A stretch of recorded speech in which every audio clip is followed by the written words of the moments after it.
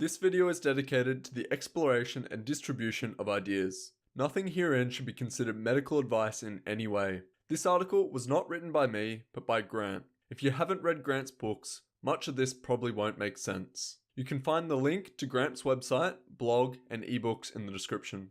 Note, all references and charts will be provided in the description as well as on screen. You can speed this video up by going to the settings bar in the YouTube menu.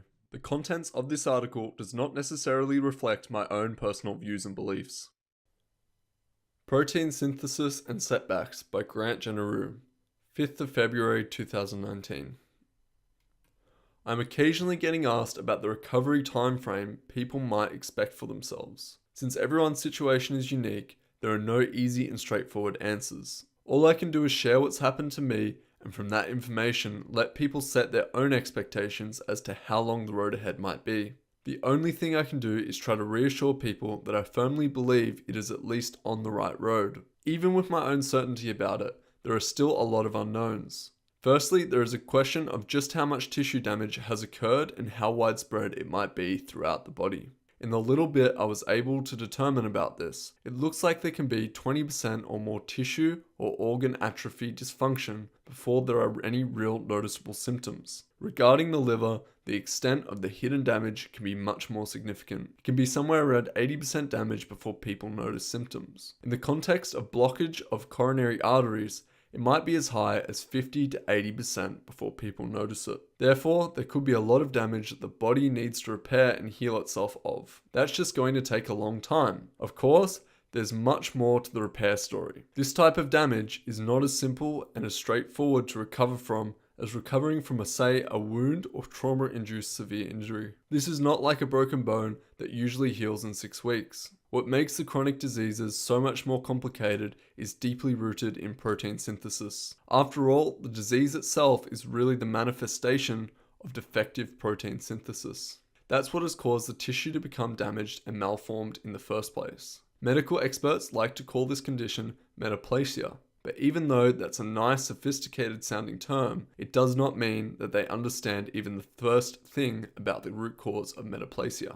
Of course, I experienced this metaplasia often during my recovery period. It's important to know that as time progressed, it became more and more localized, and then finally restricted to only a few small spots on my fingers. So, although I was making good and reasonably steady progress, it did take what seemed forever to fully redevelop well-formed and regular and healthy skin again on my hands. Okay, so let's think about what's really going on there. Why does it take so long to heal from the chronic diseases even after adopting a low vitamin A diet? The answer is partially found in this statement regarding the use of isotretinoin, aka Accutane, from acne.org.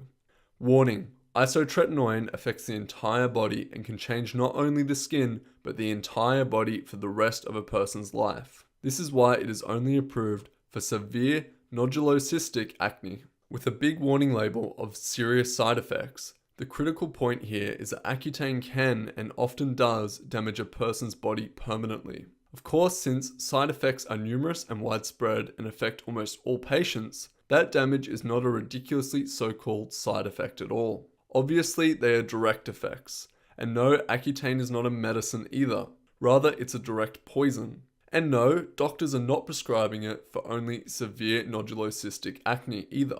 Many are often prescribing it for mild acne too. It's completely ridiculous to give this drug to any teenager for any reason ever. But for now, let's just gloss over the fact that thousands of doctors are still routinely prescribing a drug for acne that has the well-known side effect, direct effect, of permanently damaging a teenager's body and often even inflicts brain damage on them too. What we are interested in understanding at this time is why and how does retinoic acid permanently damage the body? Why do so many people not fully recover from it after stopping its use, whereas some others do? The critical understanding needed to answer that question is found in the knowledge that the primary mechanism of retinoic acid's magic action is that it causes gene expression. Back in 1992, it was documented to be about 300 different gene expressions. The science has moved ahead a bit on it, and more modern literature now places the number at about 500 different gene expressions caused by retinoic acid. Next, we need to ask,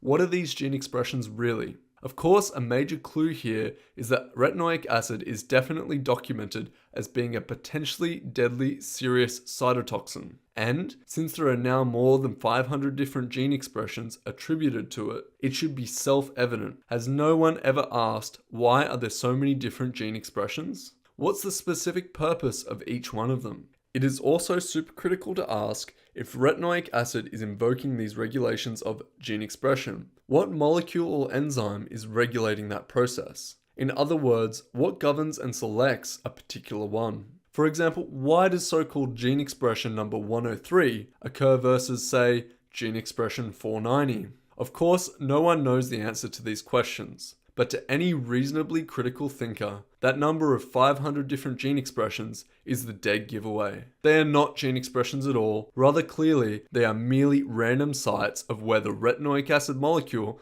has bonded with the cell's RNA and DNA and caused gene damage. That's right, they are indeed 500 different expressions of gene damage. Therefore, what we are really dealing with here a widespread RNA and DNA damage. So, for all the dermatologists who are still prescribing this wonder drug, that's nice work, guys. You are simply poisoning the RNA and DNA of your young patients. Moving along here, and with that better understanding of the real mechanism of retinoic acid, we can ask what happens next. The short answer is metaplasia, inflammation, and eventually so-called autoimmunity too. Of course, the body's response is not always immediately noticeable. Retinoic acid picking off just a few cells at a time is not a big deal. In the development of the autoimmune diseases, it is usually a slow, creeping process. It could take months, years, or even decades before someone has symptoms. But we know that in the extreme case of Accutane use, it usually takes only about 6 months, depending on the dose and duration of the treatment. There are at least 2 broad categories of the severity of the RNA and DNA damage going on, but both manifest in defective protein synthesis. Cells are normally and continuously synthesizing proteins for cell repair, overall tissue maintenance, cellular replication, and for all kinds of other reasons. This is just a fundamental and necessary function of life. But the supercritical detail we need to know here is that the RNA and DNA is the cell's protein weaving machinery. It's very much like a super sophisticated biological loom that the cell uses to weave together all needed proteins. The generated proteins are beautifully and intricately structured molecules too. The triple helix collagen protein molecule is an excellent example of one. But now with the retinoic acid molecule randomly stuck in the middle of the weaving machinery, the cell is going to be continually assembling defective proteins. Although defective, the cell is going to be diligently doing it over and over, and for the rest of the cell's life too. The cell is just doing the best it can manage. In one damaged scenario, the generated proteins might be so severely malformed that it is just not usable at all. In another scenario, the generated proteins may only be partially defective. Either way, the body is now trying to repair and maintain itself with faulty structured proteins. The tissue eventually develops metaplasia, and that is the perverse and insidious mechanism as to how Accutane really works. It slowly wipes out the stem cells of the sebaceous glands of the skin, and many of them throughout the rest of the body too. So, that's how it shrinks the sebaceous glands. And by the way, often the testicles also, and sometimes it even results in the slow chemical castration of young men. That's more real nice work, guys. And that's how and why retinoic acid can permanently damage a person's body for the rest of their life. Therefore, even though we can adopt a low vitamin A diet, those DNA damaged cells still exist. How long they'll last for depends on their host tissue and location, but it could be going on for many years. That's probably not a very comforting thought, and there's even a bit more bad news here. Some of the defective proteins are going to be so malformed that they are going to appear to have come from a foreign species to the human body, or maybe even just foreign enough specifically to our own body. When that happens, the immune system is going to move in and attack the cells that are generating them, aka autoimmunity. I've already spent way too much time in extinguishing the fires of hell discussing this topic, so I'll just leave it at that. With all of the above information, you can see why eliminating vitamin A from your diet is just the starting point in a recovery. It is not going to immediately or even quickly heal the body. All the existing retinoic acid damaged cells are still going to be perpetually assembling defective defective proteins. Thus, you could have ongoing metaplasia in various tissues and organs for quite a long time. But I don't want to paint too bleak of a picture here either. I have complete confidence in the human body in its natural healing powers. I just want to set the expectations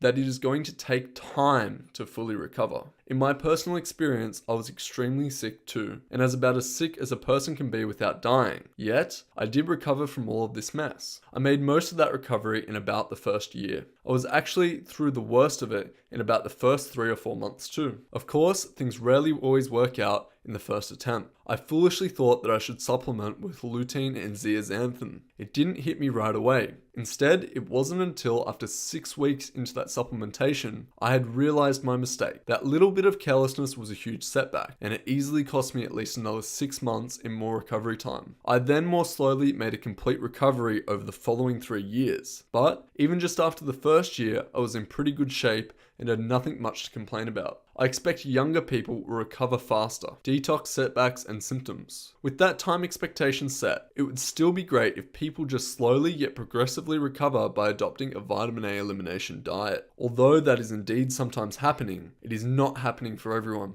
Some people have reported that they experience an initial period of health improvement and then they've moved into a phase where their condition and health problems get far worse and even worse than before they started on the diet. Dr. Garette Smith has called this a detox phase. I have a plausible hypothesis on why it's happening, but it's just a hypothesis, so please allow your own critical thinking to it. I think what's happening is that as the regular vitamin A serum levels start to decline, then just due to the mechanism of chemical equilibrium, more stored vitamin A is released from the liver. That's just what we want to happen, right? Unfortunately, there's a catch to it. There is a relative toxicity scale to the various forms of vitamin A. Obviously, retinol captured in the retinol binding proteins is not very toxic at all. Next up is unwrapped retinol, and then it's the retinol esters followed by retinoic acid. So that storage form in the liver is actually quite toxic, and with it now being released faster than usual, people would experience its increased toxicity. The following is from a 1981 report from Anthony R. Mawson and Gabriel I. Honor, titled Gout and Vitamin A Intoxication. Is there a connection? Retinol esters react more randomly with the membranes of cells than the physiologically sequestered retinol bound in hollow retinol binding protein. Hence, they are a major form of vitamin A toxicity. Other sources back up and confirm this information. Additionally, much of the liver's retinol esters are in the retinol palmitate form, and that's a more water-soluble molecule. Thus, that might explain why some people are experiencing foamy urine after being on a low vitamin A diet for a while. Foamy urine and leaking kidneys. Of course, it's not normal to have protein leaking into the urine. It is a key marker for kidney disease. So, I don't want to at all minimize these reports of foamy urine. It is definitely a serious concern, but this is not an ordinary situation for people to be in either. Therefore, let's not jump to conclusions on it. With that, and somewhat reluctantly, I now want to share my own account of being diagnosed with chronic kidney disease. It started way back in 2006 with a routine screening check for an insurance policy. The test had detected protein in my urine. Repeated tests by my GP over the following year revealed that my situation was worsening. A more comprehensive analysis showed that I was in trouble, and I was referred to a specialist, a nephrologist. That was the first time I had even heard the term. Later I learned that the nephrons are the delicate structures in the kidneys that are responsible for filtering the blood and extracting water-soluble waste products into urine. Up until that time, I had pretty much zero exposure to the medical sector, and I held doctors in high regard. Like most people, I felt these folks were the best of the best in science. Therefore, before seeing the specialist, I was not too concerned. After all, there's been about 100 years of advancement in modern medical science, so I thought that surely they'd be able to take care of me. My appointment with the nephrologist didn't go as expected, to say the least. Basically, I was sent to the nephrologist to have the talk. He was a nice young man who appeared to be very knowledgeable. He politely explained that actually no, there was nothing he could do for me. He showed me the charts where they had plotted out my progressively increasing protein loss, with a nice regression curve fitted to it. He then told me that my condition had been detected early and that I had about 5 years left, and that I should get my affairs in order. He told me to expect to be on dialysis in about the next 2 years. He went on to explain that dialysis is not a long-term treatment, it just buys you some time. He also explained that things can get really ugly on dialysis, and most patients just decide to stop it after 2 years, and they then die shortly after that. He went on and explained why I was not going to be a candidate for a transplant, and the odds of finding a donor were about the same as winning the lottery. Very strangely, I was not too shocked by this information, and I wasn't really upset by the news. I wasn't being flippant about it either. I'm just practical, and the news was what it was, and I would just have to deal with it. Yet, having 2 teenage boys and knowing that I was not going to be around for them was really an unpleasant realization. Next, here's where the story gets really interesting, if not just wacky. Being the practical kind of guy that I am, and being very medically uninformed, I asked him, what's the big deal with losing protein anyways? Why can't I just eat an extra steak each week and make up for the loss? He explained that the concern wasn't that the protein was being lost, rather that it was the protein loss was a biomarker for the progressive breakdown and apparent self-destruction of the nephrons. He explained that medical science had suspected that additional protein in the diet might be stressing the kidneys, and it might actually be making the situation worse, or even accelerating the breakdown of the nephrons. He then went on and told me about a study he had just headed up to test this theory. It was a large study conducted between Canadian and UK researchers. They took 7,500 people with chronic kidney disease and put them on a zero protein diet. He then said that it didn't go very well, and I quote him, "We ended up killing most of them in 3 months." Clearly their study did not help these people at all. Instead, it accelerated them into death. I was stunned by what he had just told me. I could almost not believe what I had heard. I completely set aside my own grim diagnosis. It just didn't matter to me after hearing that. I tried to remain calm, but my brain was racing ahead in trying to make sense of it. On the one hand, I thought good for him to be admitting this. But on the other hand, I had never met a self-confessed killer before, let alone a serial killer. I was really and visibly upset by this information. Maybe he thought the reality of my own diagnosis was starting to sink in, but that wasn't at all the case. I was just getting angry about what he had told me. Here's the thing, I only have grade 12 biology and maybe 5 undergraduate courses in chemistry and a few in organic chemistry. But what I do know is that there are about 50 trillion cells in the human body, and there are approximately 10 million cells that turn over every day. Every single one of those cells is built up by proteins. Protein is essential to the structure and functioning. Therefore, what they did was to take away the most basic building blocks of what these people really needed to maintain and potentially even heal their bodies. How could modern medical doctors think that putting sick people on a zero protein diet was going to be viable? I mean, this is about as basic as it gets. I then thought about where do you get 7,500 study subjects from? Well, of course, it's mostly from their GPs, who refer them and enroll them in these studies. So there would have been quite a few doctors involved in conducting and monitoring this study.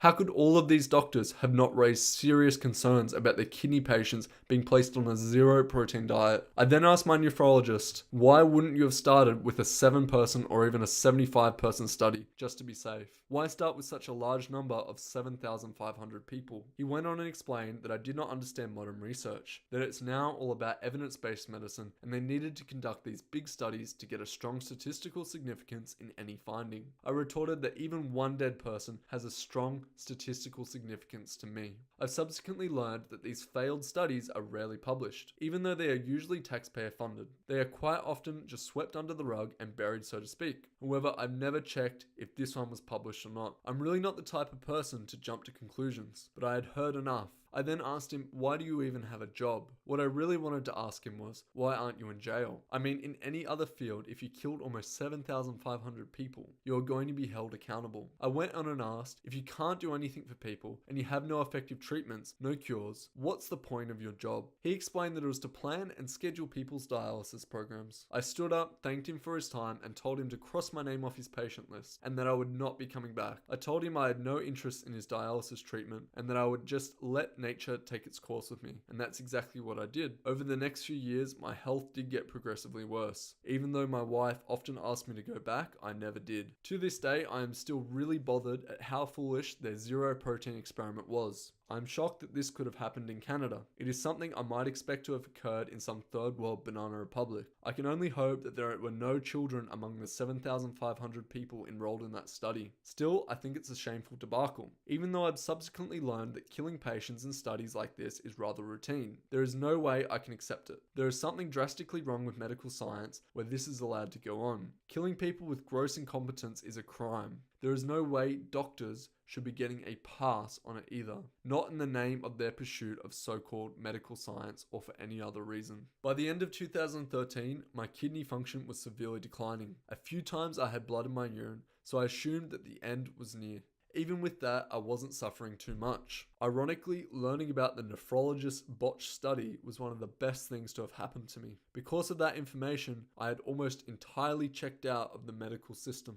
I had lost most of my trust in the system, and that was one of the best decisions that I've ever made. But the point of me relaying this story is not to go doctor bashing. Instead, it is to highlight just how little medical science truly knows about the human body. It's also about how something so unbelievably basic can be overlooked or ignored by the experts. But there's a bunch of good news here too. Although having leaky protein from the kidneys is not normal, it is also not necessarily chronic kidney disease either. It is just the body's response to an extreme condition. Most importantly, chronic kidney disease does not need to be chronic either, and that should be very good news for the now 30 million people in the USA alone with progressive kidney disease. Additionally, being given a terminal diagnosis by the experts is not very meaningful either. Sure, in my case, n=1, but I don't give a hoot about their claim of needing large studies to prove some statistical significance. On the contrary, I think their reliance on some big statistical significance is a lazy cop-out for not using critical and logical thinking. In a way, it also rigs the system to where only big and well-funded clinical organizations can do medical research. How convenient is that, huh? So no, I am not buying their nonsense, and n=1 can be hugely significant. All indications are that I've now made a full recovery from my chronic kidney disease, and I no longer have leaking protein. Vitamin C. If there's going to be more of the retinol esters backflowing from the liver into serum, is there something else people can do to mitigate the harm?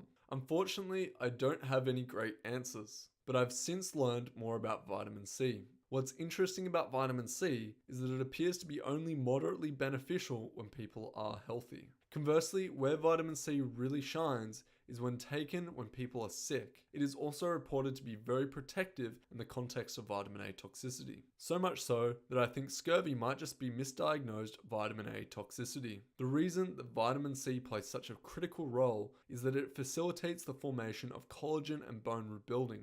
These are two of the first tissues affected by vitamin A toxicity. Although vitamin C is not at all a direct antidote for vitamin A toxicity, it appears to play a critical role in accelerating the body's repair process from it. Even though I had mentioned the need for vitamin C in my ebooks, I think I seriously underestimated its importance. Here's a rather now famous news report about its powerful potential. Ironically, the doctors in this case appear to do everything they can to not treat this guy with vitamin C. And rather than being thrilled about having cured his cancer with vitamin C, it's almost as if they are afraid to have anyone find out about it. Salt. Likewise, a similar beneficial effect applies to salt intake. What I did not fully appreciate earlier was the importance of salt in the proper development of bile. Salt is needed to bind with the retinoids and probably other toxins too. In doing so, they can be more safely released from the liver into the bile. Without an ample salt supply, this process is going to be severely hampered. Here's a snippet from a 1925 vitamin A research report that reflects the benefit of salt in reducing the severity of vitamin A toxicity. Tissue changes following deprivation of fat-soluble A vitamin.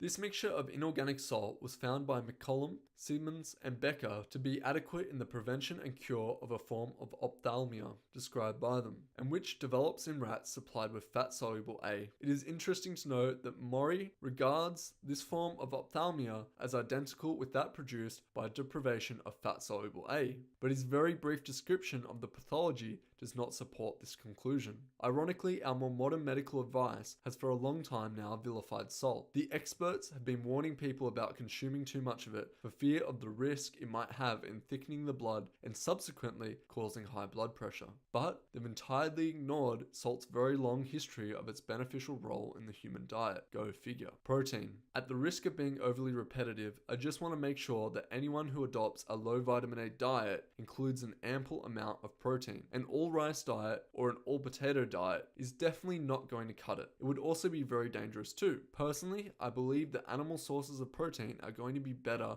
when adopting a low vitamin A diet, but that's just my opinion. As always, please apply your own good judgment on it too. Thanks for listening. Leave a comment below with any thoughts or opinions on vitamin A. This is a controversial topic that deserves open discussion, and much of it. More videos on the way. I hope to get Grant's full ebooks up and recorded in the next few months.